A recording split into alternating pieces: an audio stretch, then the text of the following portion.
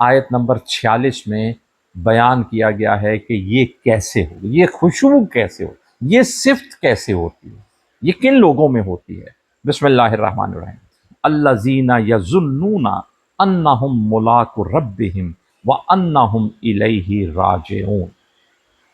یہ وہ لوگ ہوتے ہیں جو یہ گمان رکھتے ہیں، گمان رکھتے ہیں، انہم کہ بے شک وہ ملاقو ملاقات کریں گے ربہم اپنے رب سے، وانہم اور انہیں یہ بھی گمان ہوتا ہے کہ وہ لوٹ کر اللہ ہی کی طرف جائیں گے، الیہ اسی کی طرف انہوں نے لوٹ کر جانا ہے، یعنی اللہ سے ملاقات کا خیال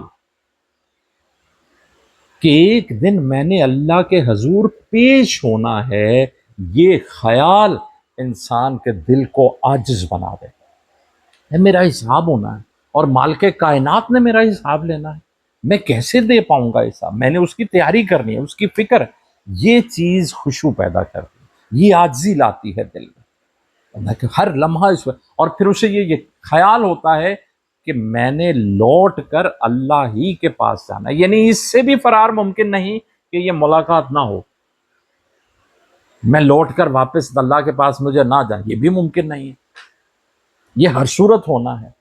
اور اس کے لیے لفظ جو استعمال ہوا ہے یہ زن، گمان۔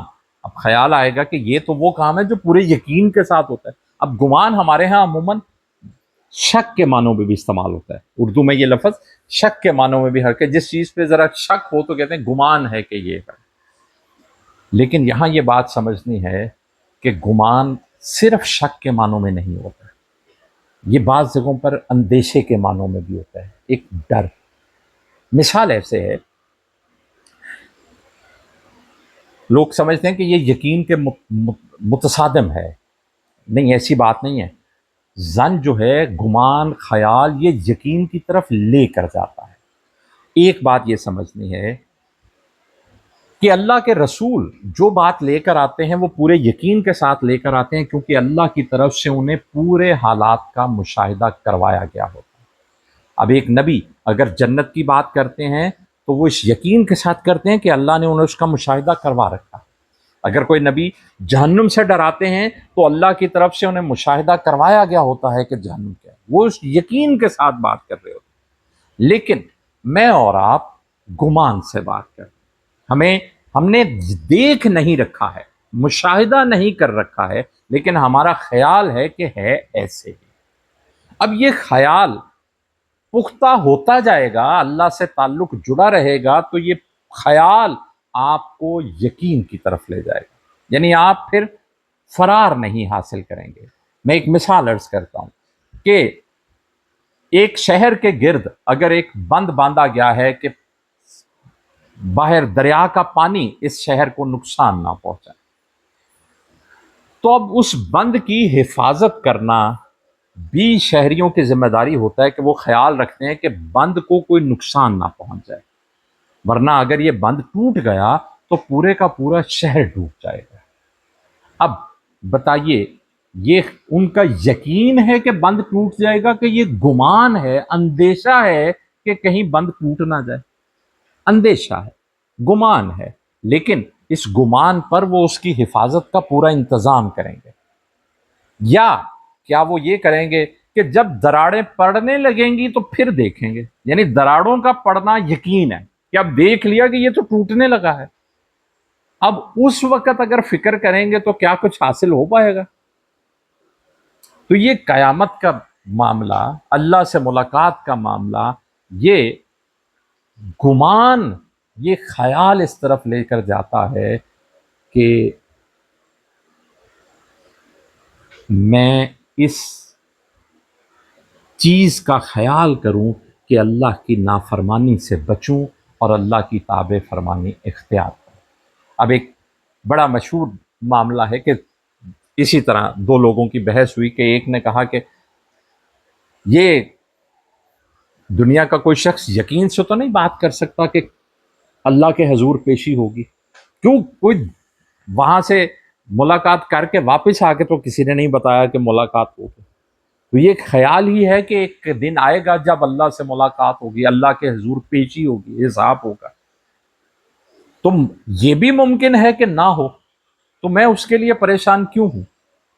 تو دوسرے شخص نے جواب دیا، اس نے کہا بات ایسے ہی ہے، لیکن اگر ہو گیا یہ معاملہ پھر کیا ہوگا؟ تو وہ شخص جو اس فکر میں لگا ہوا ہے کہ ملاقات ہونی ہے، اس کے لیے تو پھر امکانات موجود ہیں نا کہ اگر ملاقات ہوئی تو اس کی تیاری ہے۔ لیکن جو شخص سرے سے تیاری ہی نہیں کر رہا کہ 50-50 چانس ہے، ہو سکتا ہے ہو سکتا ہے نہ ہو، تو وہ تو اپنے اس خیال سے مارا جائے گا۔ اگر حساب ہو گیا، اگر ملاقات ہو گئی، تو یہ ہے خیال ہی، لیکن اللہ نے جو عقل دے رکھی ہے، اللہ نے جو سمع و بصر دے رکھا ہے، ان کا استعمال کریں تو یہ بات یقین کی طرف لے کر جاتی ہے۔ کیسے؟ ہم پیچھے پڑھ کر آئے، اللہ نے کہا کہ عبادت کرو اس رب کی جس نے تمہیں پیدا کیا اور تم سے پہلے دو، اور پھر کہا کہ تم مردہ تھے، اس نے تمہیں زندہ کیا، زندگی دی۔ تو میں نے وہاں عرض کیا بات آپ کو کہ پہلے کچھ نہیں تھا، اللہ نے تخلیق کیا۔ تو پہلی دفعہ کی تخلیق تو مشکل ہوتی ہے، یعنی پہلی دفعہ کسی چیز کو بنانا تو ایک معاملہ ہے کہ یہ ہوگا کہ نہیں، لیکن اگر پہلی دفعہ بن گئی تو اس کے بعد دوبارہ اس چیز کو بنانا پھر کوئی مشکل کام ہوتا؟ اللہ قرآن میں بار بار کہتے ہیں کہ جس نے تمہیں پہلی دفعہ تخلیق کیا ہے، کیا دوبارہ اس کے لیے تخلیق کرنا کوئی مشکل ہے؟ یہ لوگ کہتے ہیں کیسے ہوگا، مٹی میں مل جائیں گے، ریزہ ریزہ ہو جائیں گے، ہڈیاں جھڑ جائیں گی، پھر کیسے دوبارہ زندہ ہوں گے؟ اللہ کہتے ہیں جس نے تمہیں پہلے تخلیق کیا تھا، کیا اس کے لیے کچھ مشکل ہے کہ تمہیں دوبارہ تخلیق کریں؟ تو یہ کتنی عقل میں آنے والی بات ہے، سمجھ میں آنے والی بات ہے۔ اور پھر اللہ کہتے ہیں میں نے پیدا کیا ہے، میں دوبارہ حساب لوں گا، میں حساب لوں گا اس کا کہ میں نے تمہیں ذمہ داریاں دی۔ اور پھر ہم پیچھے چوتھے رکوع میں بھی پڑھ کے آئے کہ اللہ نے حضرت آدم علیہ السلام کے توسط سے کیا ذمہ داری عائد کی؟ زمین پہ خلافت قائم کر، اللہ کے دین کے نفاذ کی ذمہ داری دی۔ تو یہ کیسے ممکن ہے کہ ایک دن آئے اور پھر یہ سارا کچھ ایسے ہی سمیٹ دیا جائے؟ اللہ کہ ٹھیک ہے جو ہو گیا چھوڑو، ختم کرو بات، ایسے تو نہیں ہوگا۔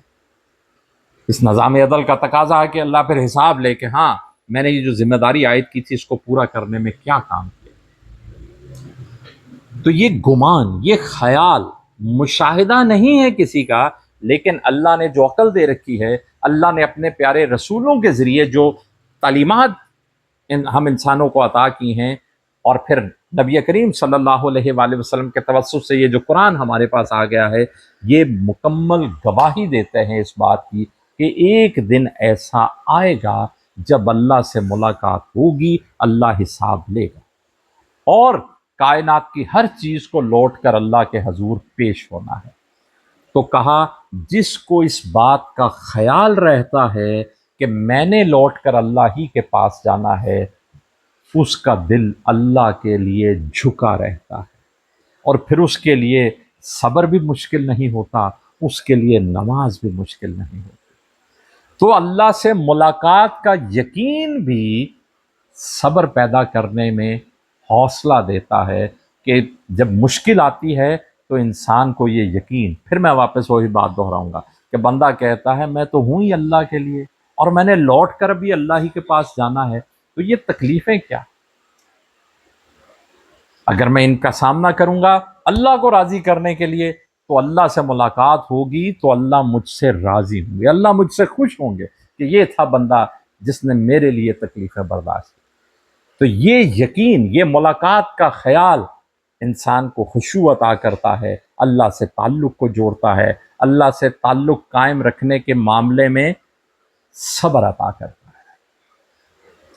تو یہ باتیں بلا شبہ بنی اسرائیلی کو بیان کی جا رہی ہیں، ان کو تلقین کی جا رہی ہے کہ واپس آ جاؤ، پلٹ آؤ۔ اب میرے اور آپ کے لیے یہ باتیں نصیحت ہیں، اور قیامت تک کے لوگوں کے لیے ہیں کہ جو شخص دنیا کی رنگینیوں میں گم ہے، خرابیوں کا شکار ہے، اسے پلٹ آنے کے لیے کون سا راستہ اختیار کرنا ہے۔ وآخر الدعوانا ان الحمد للہ رب العالمین۔ آج کے سبق کے اعتبار سے جو بھی بات خیال ہے وہ انشاءاللہ تعالیٰ بعد میں ہم دیکھیں گے۔ کوشش میں نے کی ہے کہ سارے پہلوؤں کو کور کرنے کی کوشش کروں. پھر بھی کوئی بات رہ گئی ہے تو بعد میں اسے دیکھیں گے انشاءاللہ تعالیٰ. اگلے جمعے ہم چھٹے رکوع کا آغاز کریں گے, یہیں سے بات واپس بنی اسرائیل کی سے بات ہوگی. السلام علیکم ورحمۃ اللہ.